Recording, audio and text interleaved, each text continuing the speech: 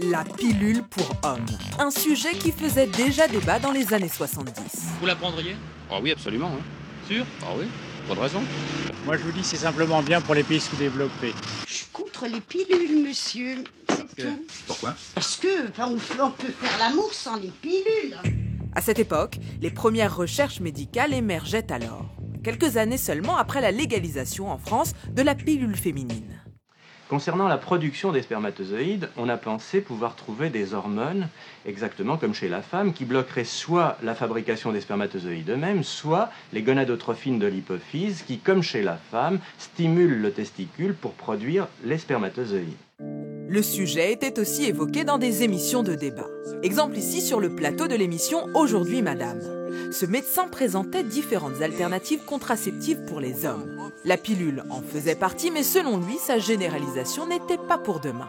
Question de virilité. Mais donner à des hommes quelque chose en leur disant « ça va supprimer votre fonction spermatogénétique, enfin ça va vous empêcher d'avoir des enfants », ils vont comprendre que ça va les rendre impuissants. Et je crois que c'est ça qui a empêché le développement de la pilule masculine. Et effectivement, quelques années plus tard, dans les années 80, la pilule était encore associée à une perte de virilité. Jamais. Pourquoi? Je ne vais pas. Pourquoi? Parce que l'homme doit rester homme toute la vie. Un manque d'engouement qui n'encourageait pas non plus les laboratoires pharmaceutiques à investir dans le développement de la pilule. En 1982, pour démystifier la contraception masculine, un centre de consultation et d'information ouvrait ses portes à Colombes, en région parisienne. Les spermatozoïdes sont fabriqués au niveau du testicule, jusqu'ici. Les deux comprimés que l'on va donner vont supprimer cette fabrication. À cette époque, la pilule pour hommes était toujours au stade expérimental.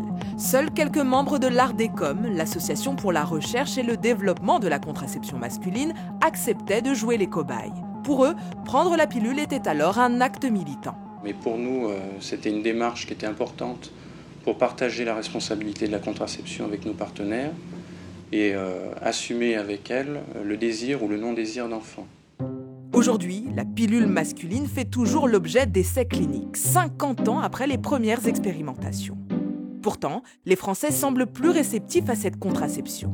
En 2012, un sondage du CSA révélait que 61% des hommes se disaient prêts à prendre la pilule.